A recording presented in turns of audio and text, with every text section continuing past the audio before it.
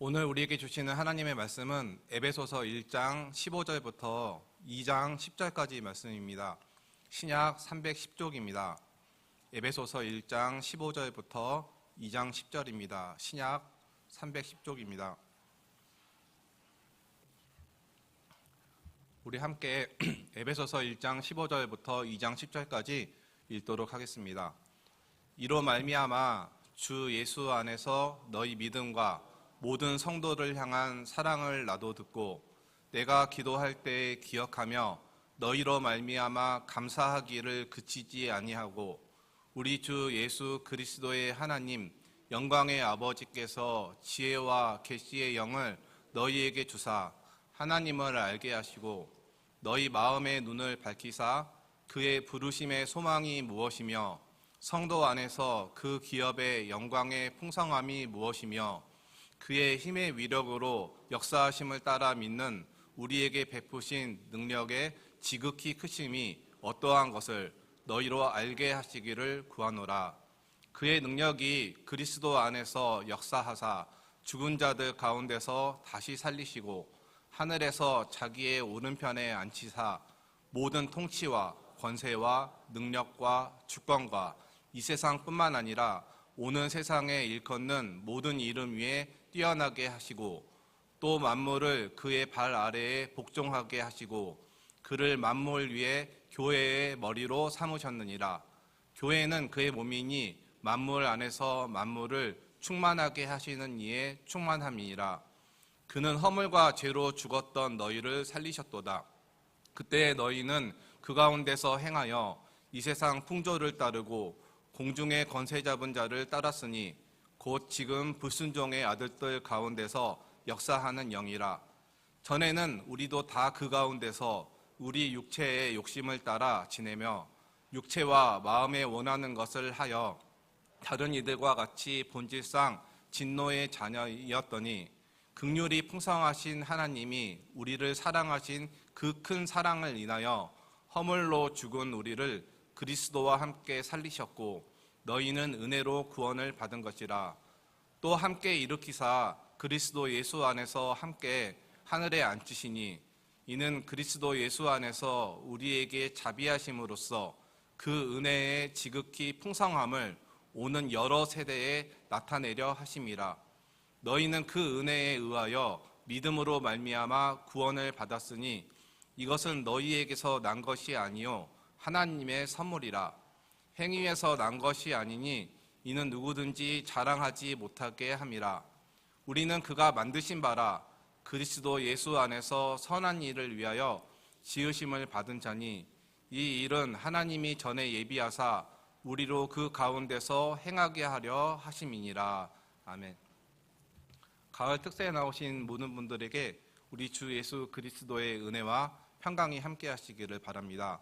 이 가을 하나님의 말씀을 붙들고 하나님께서 원하시는 모습으로 변화하기 위해서 몸부림칠 때 하나님께서 우리가 가지고 있는 모든 기도의 제목 가운데도 응답하셔서 하나님의 은혜로 충만케 하실 것을 믿습니다. 어제 읽은 3절부터 14절까지에 나오는 바울의 긴 찬송이 끝나고 바울의 감사와 기도가 이어지고 있습니다. 바울은 성도들의 믿음과 모든 성도를 향한 사랑을 듣고 끊임없이 감사한다라고 고백합니다. 이로 말미암아 주 예수 안에서 너희 믿음과 모든 성도를 향한 사랑을 나도 듣고 내가 기도할 때 기억하며 너희로 말미암아 감사하기를 그치지 아니하고 1장 15절 16절 말씀입니다.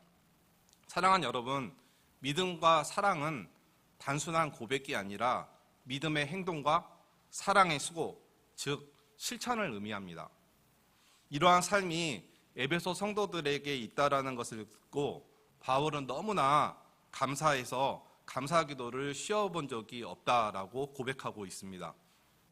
믿음과 사랑이라는 열매가 에베소 교회 가운데 실현되고 있다라는 소식을 듣고 하나님의 영광을 나타내라는 부름에 부합해가는 모습을 보면서 바울은 하나님께 감사할 수밖에 없었을 것입니다. 사도와 목사는 분명 다르지만 개인적으로 저도 목회자로서 제일 기쁠 때가 교회 공동체 안에서 성령의 열매를 맺어갈 때입니다. 가요만 부르던 아이들이 어느 날 하나님의 은혜를 알고 나서 갑자기 찬송을 부를 때 얼마나 기쁜지 모릅니다. 자기밖에 모르던 아이들이 어느 날 이웃들을 향해서 마음을 열 때 얼마나 기쁜지 모릅니다. 그러니 바울은 얼마나 기뻤을까요? 가정이지만 바울이 나를 바라보며 그리고 우리 교회 공동체를 본다면 어떤 열매를 보고 감사할 것 같은지 생각해 보는 것도 유익할 것 같습니다. 외부에서 제3자가 봤을 때 우리 안에 맺어져가는 믿음과 사랑으로 인하여 감사기도할 수 있는 그런 우리 일산신강교회가 되기를 간절히 소망합니다. 이어서 바울은 지혜와 계시의 영을 구하고 있습니다. 영에 속한 일은 영으로 분별할 수 있기에 바울은 하나님의 신비한 뜻과 하늘의 온갖 신령한 복의 실체를 깨닫도록 지혜와 계시의 영, 곧 성령을 구합니다. 성령은 성도들의 마음의 눈을 밝혀서 그들의 실존, 그들을 부르신 하나님의 뜻, 그리고 그들이 상속할 하나님의 나라의 영광을 알게 하시기 때문입니다. 성령은 하나님에 대한 참된 지식을 제공합니다. 호세아 4장 6절을 보면 구약시대 이스라엘은 하나님을 아는 지식이 망하였고 하나님은 그 백성들에게 하나님 알기를 요청하셨습니다. 그러나 하나님을 안다라는 것은 단지 사색한다거나 해서 생겨나지도 않고 또 객관적인 지식이 하나님을 안다는 지식이 될 수 없습니다. 오직 성령 하나님의 역동적인 역사를 통해서만 알 수 있기 때문에 바울은 에베소 성도들과 그리스도 안에 있는 신실한 자들과 그리고 우리 여기 있는 저와 여러분에게도 지혜와 계시의 영을 주셔서 하나님을 알게 해달라고 기도하고 있는 것입니다. 바울의 간구처럼 이 시간 저와 여러분에게 하나님께서 성령을 부어주셔서 이 가을 하나님을 아는 지식으로 가득 채우시기를 간절히 소망합니다. 바울은 18절에서 또 구합니다. 18절은 우리 함께 읽겠습니다. 너희 마음의 눈을 밝히사 그의 부르심의 소망이 무엇이며 성도 안에서 그 기업의 영광의 풍성함이 무엇이며. 우리 육신의 눈이 밝으면 앞을 뚜렷하게 볼 수 있게 되고 목적지까지 잘 갈 수 있듯이 우리 마음의 눈이 밝아야 분별력과 통찰력이 생기게 되고 영적인 일을 올바로 깨닫게 될 수 있습니다. 이 또한 성령 하나님께서 주시는 것입니다. 그리할 때 깨닫게 되는 것은 무엇이냐면 부르심의 소망이 무엇인지, 성도 안에서 그 기업의 영광의 풍성함이 어떤 것인지, 그의 힘의 위력으로 역사하심을 따라 믿는 우리에게 베푸신 능력의 지극히 크심이 어떠한 것인지입니다. 하나님의 부르심을 받은 교회는 구원이라는 부르심의 소망이 있는 공동체입니다. 완전한 구원에 대한 소망은 예수님께서 다시 이 땅에 오시는 날에 하나님께서 우리를 티없고 흠없는 영광스러운 교회로 세우실 것에 대한 소망입니다. 이러한 소망으로 살아가는 사람들이 그리스도인들이기 때문에 바울이 기도하고 있는 것입니다. 또한 하나님의 자녀는 하나님께서 허락하신 풍성한 기업을 얻게 되는 것을 마음의 눈이 밝아져서 깨닫게 되면 주님의 몸된 교회를 더 힘있게 세워갈 수 있을 것입니다. 무엇보다도 십자가에서 죽으신 독생자 예수 그리스도를 부활하게 하시고 그를 믿는 성도들에게 부활을 주시는 하나님의 능력이 얼마나 크신지 알게 된다면 주님의 몸된 교회를 믿음 안에서 더욱 굳건하게 세워갈 것입니다.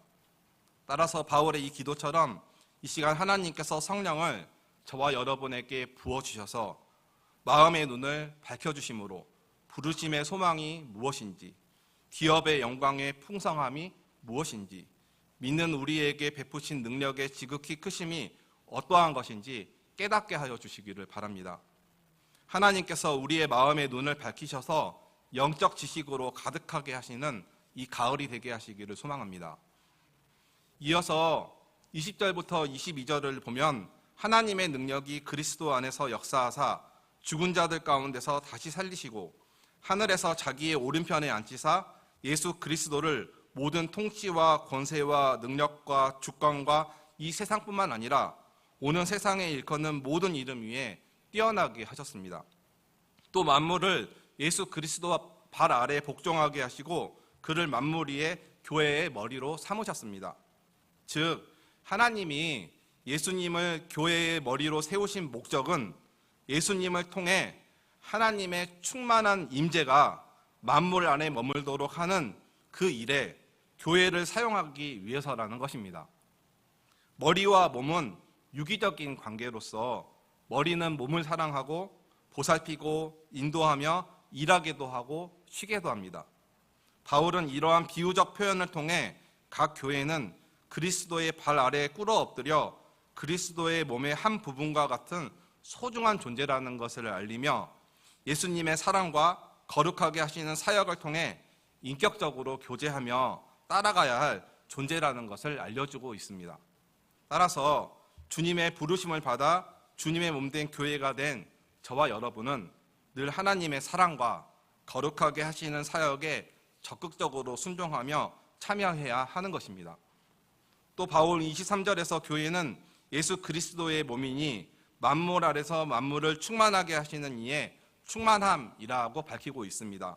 따라해 보시기 바랍니다. 교회는 예수 그리스도의 몸이니 만물 안에서 만물을 충만하게 하시는 이의 충만함이라. 사랑하는 여러분, 이것이 교회의 정체성 아이덴티티입니다. 교회는 오직 예수 그리스도로만 채워져야 하는 것입니다. 교회는 내 욕심과 세상의 것들로 채워지는 것이 아니라 예수 그리스도로 충만해야 합니다. 또 교회는 그리스도께서 주시는 은사와 복으로 가득해야 합니다. 그렇게 세워질 때 교회가 교회의 역할을 제대로 감당할 수가 있습니다.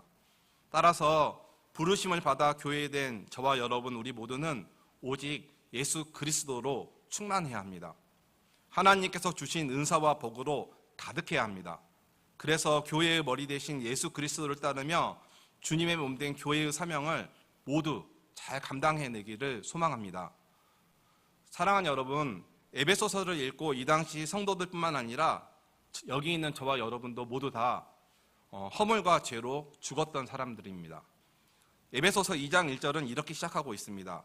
그는 허물과 죄로 죽었던 너희를 살리셨도다. 여기서 허물은 헬라어 원어 뜻을 보면 곁으로 떨어짐, 곁으로 떨어지다 라는 의미를 가지고 있습니다. 그래서 표준에서 벗어난 상태를 가리켜 과실, 범죄라는 뜻을 가집니다. 또 여기서 죄는 신앙생활을 오래 하신 분은 한 번쯤 들어보셨을 만한 단어인데 헬라어로 하마르티아라는 단어를 쓰는데 화살이 관역을 벗어난 상태를 의미합니다. 하나님이 정한 기준을 벗어난 행위를 그것을 갖다가 죄라고 부릅니다. 우리 인간은 모두 다 허물과 죄로 인해서 영적으로 다 죽었습니다. 생명의 근원이신 하나님과 완전히 단절되었습니다. 이것이 구원받기 전 사람들의 실상입니다. 그때의 모습을 2장 2절 3절에서 잘 표현하고 있습니다. 2장 2절 3절을 우리 함께 읽도록 하겠습니다. 그때 너희는 그 가운데서 행하여 이 세상 풍조를 따르고 공중의 권세 잡은 자를 따랐으니 곧 지금 불순종의 아들들 가운데서 역사하시는 영이라. 전에는 우리도 다 그 가운데서 우리 육체의 욕심을 따라 지내며 육체와 마음에 원하는 것을 하여 다른 이들과 같이 본질상 진노의 자녀이었더니 구원받기 전 사람들은 만족을 모르고 육체의 욕심을 따라서 욕심을 부추기는 세상 풍조를 따라 허물과 죄로 죽은 인간의 의식세계를 통치하고 있는 사탄의 영향력 아래서 살았습니다. 음행과 더러운 것과 호색과 우상숭배와 술수와 원수를 맺는 것과 분쟁과 시기와 분냉과 당짓는 것과 불리함과 이단과 투기와 술취함과 방탕함과 또 그와 같은 종류의 것들을 행하며 욕심을 지내며 마음이 원하는 것들을 행했던 존재입니다. 비참한 상태였습니다. 그래서 조금 전에 읽은 3절에서 본질상 진노의 자녀였습니다. 하나님의 진노 아래 놓여 있었다라는 것입니다. 그런데 2장 4절 5절을 보면 그런 우리를 살리신 하나님의 은혜를 이렇게 표현하고 있습니다. 2장 4절 5절도 함께 읽겠습니다. 긍휼이 풍성하신 하나님이 우리를 사랑하신 그 큰 사랑을 인하여 허물로 죽은 우리를 그리스도와 함께 살리셨고 너희는 은혜로 구원을 받은 것이라. 사랑하는 여러분, 이 말씀에서 우리가 예배하는 하나님이 어떠한 분이신지 잘 알 수가 있습니다. 하나님은 긍휼이 풍성하신 하나님, 큰 사랑을 가지신 하나님, 우리에게 은혜를 베푸시는 하나님이십니다. 여기서 긍휼은 헬라어로 보면 실제로 도움을 주는 구제행위, 실제로 도움을 주는 구제행위로 자비의 개념과 연결되어지는 단어입니다. 그리고 큰 사랑은 우리가 잘 알고 있는 아가페와 관련된 단어로 조건 없는 하나님의 사랑입니다.